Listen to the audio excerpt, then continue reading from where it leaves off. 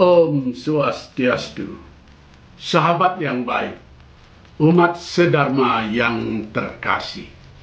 Sekarang kita menginjak pada tema tentang keagungan Dharma, atau juga biasa disebut dengan hakikat kebenaran itu.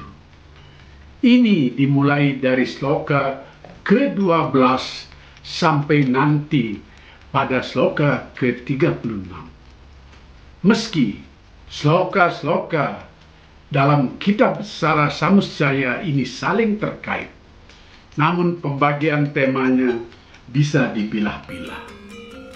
Mari saya bacakan sloka ke-12. Jika kekayaan dan kesenangan dicari, lakukanlah kebajikan berdasarkan dharma atau kebenaran terlebih dahulu. Jika kebajikan telah dilakukan, niscaya kekayaan dan kesenangan pastilah didapatkan. Sungguh tidak akan ada artinya jika kekayaan dan kebenaran yang dicari tetapi menyimpang dari ajaran Dharma. Saya kira sloka ini terjemahannya sudah cukup jelas. Penekanannya pada ajaran Dharma, ajaran tentang kebajikan dan kebenaran. Kalau segala sesuatu didasari pada Dharma, kekayaan atau harta, kesenangan atau kama, pastilah semua sangat membahagiakan. Saya lanjutkan dengan sloka ke-13. Orang yang bijaksana adalah orang yang senantiasa melakukan kebajikan dan kebenaran. Orang yang tidak bijaksana adalah orang yang memperoleh kekayaan dengan cara tidak benar. Juga tidak bijaksana mereka yang memperoleh kesenangan dengan cara yang tidak benar. Bagi mereka yang tidak bijaksana, masih memiliki kerakusan, mereka pasti dapat digoda oleh kekayaan dan kesenangan yang jahat. Maksud sloka ini adalah mereka yang tidak bijaksana dalam kehidupan ini akan memiliki sifat-sifat rakus dan mudah digoda oleh kekayaan dan kesenangan yang tidak pada tempatnya. Jadi masih menguraikan bagaimana pentingnya kita hidup dengan bijaksana dalam kehidupan ini yang sesuai di jalan Dharma. Saya lanjutkan dengan sloka ke-14 yang sangat pendek. Seperti mempunyai kesimpulan sementara. Begini bunyinya.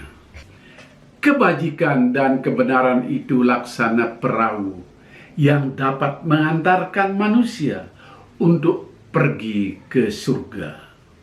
Sloka ini sudah sangat jelas karena sudah disinggung selintas dalam sloka-sloka sebelumnya. Kita lanjutkan pada sloka yang ke-15. Dalam usaha mencari kekayaan dan kesenangan, seringkali kegagalan yang justru diperoleh. Namun usaha untuk mencarinya yang didasarkan pada kebajikan dan kebenaran sudah pasti mendatangkan hasil, walaupun baru dalam pikiran saja. Sloka ini mengajarkan kita untuk tidak berputus asa dan tidak menyerah kalau menemui kegagalan. Harus terus diupayakan, tetapi tetap berlandaskan pada ajaran Dharma, ajaran kebenaran. Jika kita tekun dan fokus pada masalah ini, pastilah hasilnya akan datang, meski belum nampak. Saya teruskan ke sloka 16. Bagaikan terbitnya matahari yang melenyapkan kegelapan dunia, Seperti itulah mereka yang senantiasa melakukan kebajikan atau kebenaran dalam hidupnya, memusnahkan segala penderitaan hidup. Sloka ini tidak perlu saya komentari lagi karena sudah sangat jelas. Lebih baik kita simak sloka ke-17. Siapapun mereka, baik mereka yang berkedudukan rendah, menengah, dan tinggi, dianggap hina, mulia, atau berkuasa, siapapun, selama mereka tekun melakukan kebajikan dan kebenaran, akan tercapailah apa yang menjadi tujuan dan cita-citanya.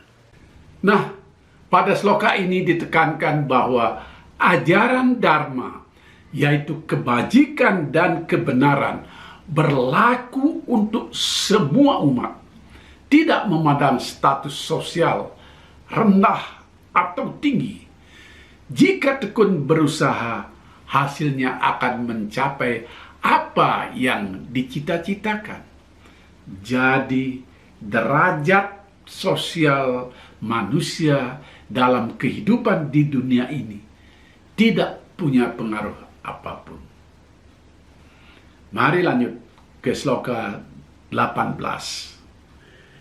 Kebajikan dan kebenaran adalah sumber dari mana kebahagiaan itu datang. Dan barang siapa melakukan kebajikan atau kebenaran, mereka akan senantiasa dilindungi.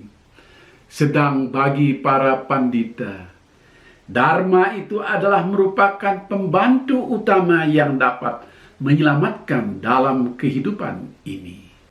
Kata pandita yang disebut dalam sloka ini bisa diartikan secara umum, yakni mereka yang sudah menjalankan Dharma.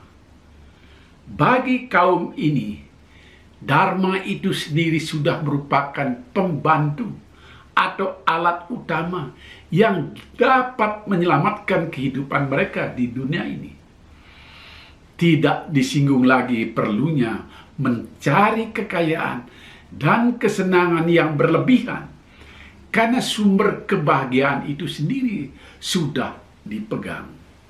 Saya baca satu lagi, sloka ke-19.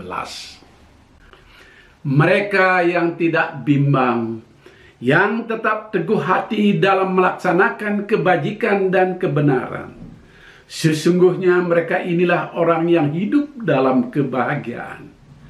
Meskipun untuk menyambung hidupnya mereka menjadi peminta-minta, pekerjaan itu tidak akan membuat saudara, kerabat, dan handai tolannya menjadi susah dan bersedih hati. Ini tuntunan yang sangat penting. Kalau kita sudah teguh dan tidak goyah dalam berperilaku menjalankan kebajikan dan kebenaran di dalam hidup ini, sesungguhnya itulah kebahagiaan yang sejati. Jadi, kebahagiaan itu bukan karena hidup kita mewah. Kesenangan kita tidak ada henti-hentinya, padahal itu cuma kesenangan palsu. Hidup dalam keadaan sederhana, bahkan kasarnya menjadi peminta-minta. Asal landasannya adalah Dharma. Itu yang bisa membahagiakan kita. Tidak akan membuat sanak saudara kita bersedih. Sahabat yang baik, kita lanjutkan pada kesempatan lain di mana kita akan mendapat contoh-contoh bagaimana kebahagiaan itu bisa kita dapatkan. Semoga ada manfaatnya. Dan tetap ikuti channel saya ini. Rahayu. Om Santi Santi Santi. Om.